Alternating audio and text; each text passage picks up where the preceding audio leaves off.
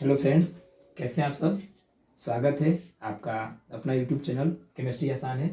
तो देखिए, उम्मीद है आपकी तैयारी बहुत अच्छी चल रही होगी 12th क्लास की। और इसी तैयारी में चार चांद लगाने के लिए कुछ मैं आपके लिए जो यूनिट 7 है, यूनिट 7 का जो मस्ट वीवीआई प्रश्न है 2 मार्क्स के शॉर्ट क्वेश्चन, उसको मैं लेके आया हूँ। ठीक है, तो बारी बारी से सबको हम लोग देखेंगे। ठीक है, चलिए तो स्टार्ट किया जाए। देखिए, आज का सबसे पहला प्रश्न हम लोग का ये कह रहा है कि ये वर्ग 16 के तत्व, यहाँ देखिए ऑक्सीजन, सल्फर, सिलेनियम और ये टेलुरियम है। ठीक है, ये कहाँ आते हैं? वर्ग 16 में आते हैं ना। ओल्ड स्टाइल से टिपो। ठीक है, ये सब हाइड्रोजन से अभिक्रिया करके ये अपना अपना क्या बनाया है? हाइड्राइड बनाया है। इसको कहते हैं हाइड्राइड। तो इन हाइड्राइडों को कहता है कि इनके क्वथनांक को बढ़ते क्रम में लिखिए। मतलब H2O, H2S, H2SE और H2TE के क्वथनांक को बढ़ते क्रम में लिखें। ठीक है, बढ़ते क्रम में इसको देखना है। दूसरा कह रहा है SO2 ऑक्सीकारक एवं अपचायक दोनों है, कैसे? ये भी मोस्ट इंपोर्टेंट प्रश्न है। थर्ड है संपर्क विधि से सल्फ्यूरिक अम्ल बनाने का सिद्धांत लिखना है, काफी बार पूछा हुआ होगा। और फोर्थ है ओस्टवाल्ड विधि से नाइट्रिक अम्ल बनाने का सिद्धांत। ठीक है, और फिफ्थ क्वेश्चन है कि फ्लोरीन की इलेक्ट्रॉन बंधुता क्लोरीन से कम होती है। ठीक है, तो चलते हैं हम लोग एक्सप्लेन करने। देखिए, आज का सबसे पहला जो प्रश्न है इसकी क्वथनांक के बढ़ते क्रम में कैसे लिखिएगा। तो देखिए, ये जल है ना, ये बनाता है आपका H बॉन्ड, यानी कि हाइड्रोजन बॉन्ड केवल जल बनाता है और बाकी ये सब नहीं बनाते हैं। तो इनके क्वथनांक का अगर बढ़ते क्रम की बात करेंगे तो इनके क्वथनांक का बढ़ते क्रम क्या होगा? तो 1 नंबर का देखिए, यहाँ पे 1 नंबर का यहाँ पे थोड़ा सा देख लेते हैं कैसे लिखेंगे। तो सबसे ज़्यादा होगा H2O का। किसका होगा? H2O का। तो H2O हो जाएगा, उससे H2O से थोड़ा सा कम होता है, उसके बाद H2S का, इसको हम ऐसे कर देंगे। और इससे ज़्यादा होता है किसका? इससे ज़्यादा होता है H2SE का, H2SE का। और H2SC से ज़्यादा किसका होता है? H2TE का, H2TE का। ये रहा आपका पहले सवाल का आंसर। तो इनके क्वथनांक का बढ़ता क्रम हो गया। ठीक है, दूसरा देखते हैं कि SO2 ऑक्सीकारक एवं अपचायक दोनों है, कैसे? देखिए, जो SO2 है ना, SO2 में S की ऑक्सीकरण संख्या पहले निकालेंगे। तो SO2 में जो S की ऑक्सीकरण संख्या वो कितनी है? तो देखिए, O का -2 होता है। यहाँ पे देखिए, SO2 में S का निकालना है ना, तो O का होता है -2। कितना? -2, दूगो है मतलब -4। O का -4 है तो इसका कितना होगा? +4। अब S का ऑक्सीकरण संख्या यहाँ इसमें कितना है? इसमें है +4। जबकि S का जो ऑक्सीकरण संख्या होता है वास्तव में वो मिनिमम होता है -2। कितना होता है मिनिमम? -2। और मैक्सिमम होता है +6। यानी S अपनी ऑक्सीकरण संख्या -2 से +6 तक दिखा सकता है, जबकि यहाँ कितना है? यहाँ है +4। अब देखो, यदि कोई यौगिक या उसमें उपस्थित तत्व अपनी ऑक्सीकरण संख्या को बढ़ा सके और घटा सके तो वह ऑक्सीकारक और अपचायक दोनों है। ठीक है, अगर बढ़ा सके और घटा सके तो दोनों जैसा कार्य कर सकता है। यहाँ देखिए, आप देखोगे यहाँ SO2 में S की ऑक्सीकरण संख्या +4 है, क्योंकि ऑक्सीजन में -2 होता है, 2 ऑक्सीजन है तो -4। जब इसका -4 तो सल्फर का +4, यानी S का यहाँ +4 है। अब S का होता है -2 से +6 ओरिजिनल। तो हम कहेंगे कि SO2 में S की ऑक्सीकरण संख्या -2 है। SO2 में S की ऑक्सीकरण संख्या +4 है।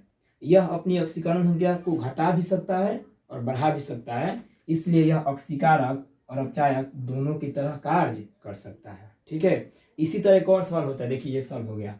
इसी के जैसे एक और सवाल है, देखते हैं जरा। PCl5, ये NCERT का सवाल है, पूछा गया है काफी बार कि PCl5 केवल ऑक्सीकारक के जैसा कार्य कर सकता है, कैसे? तर्क दीजिए। तो यहाँ PCl5 को चेक कीजिएगा तो क्लोरीन का ऑक्सीकरण संख्या -1 होता है, 5 को है तो यहाँ हो जाएगा -5। जब क्लोरीन का -5 होगा तो फास्फोरस का कितना होगा? +5। दोनों मिलकर 0 होना चाहिए। तो यहाँ फास्फोरस की ऑक्सीकरण संख्या +5 है और वास्तव में भी +5 ही होता है। ये मैक्सिमम है। क्या है? मैक्सिमम है।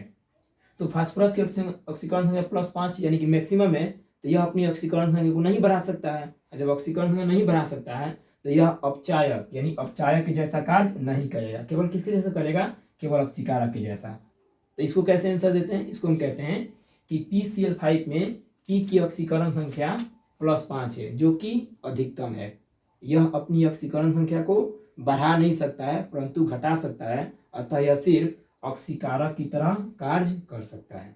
ठीक है, इसी प्रकार देखते हैं, इसको जरा चेक कर लेते हैं। ओस्टवाल्ड विधि से नाइट्रिक अम्ल बनाने के सिद्धांत लिखें। तो ओस्टवाल्ड विधि से नाइट्रिक अम्ल बनाते हो तो कैसे बनाते हो? सबसे पहले हम क्या करते हैं, या इसको चेक कर लेते हैं, संपर्क विधि वाला, ये काफी बार पूछा हुआ है 3 नंबर। सबसे पहले क्या करते हैं, सल्फर या सल्फाइड एस्क को ऑक्सीजन की उपस्थिति में जलाते हैं। क्या करते हैं, सल्फर या सल्फाइड एस्क को ऑक्सीजन की उपस्थिति में जलाते हैं तो उनको मिलता है SO2। क्या मिलता है? SO2। फिर SO2 की अभिक्रिया O2 से कराते हैं, ऑक्सीजन से, तो क्या मिलता है? SO3 मिलता है। क्या मिलता है? SO3। अब उसके बाद SO3 मिल जाता है। अब SO3 को हम क्या करते हैं कि जल में क्या करते हैं, SO3 को यहाँ पे देखिएगा, SO3 को हम जल में घोलते हैं, जल से अभिक्रिया कराते हैं और मिलता है हमको ओलियम। क्या मिलता है? ओलियम। ठीक है, और ओलियम को पुनः हम क्या करते हैं, जल में घोलकर और हम सल्फ्यूरिक अम्ल प्राप्त कर लेते हैं। ठीक है, इसका आपको आंसर जो है वो PDF फॉर्म में भी आपको मिल जाएगा। ठीक है, घबराने की आवश्यकता नहीं है। इस तरीके से एक और देखिए, फ्लोरीन की इलेक्ट्रॉन बंधुता क्लोरीन से कम होती है, क्यों? जबकि देखो होना क्या चाहिए, इस तरीके से होना चाहिए, फ्लोरीन इस तरीके से होना चाहिए, क्लोरीन, उसके बाद होना चाहिए था ब्रोमीन और उसके बाद होना चाहिए था आयोडीन। वर्ग 17 के एलिमेंट्स हैं, ये क्रम होना चाहिए लेकिन होता नहीं है।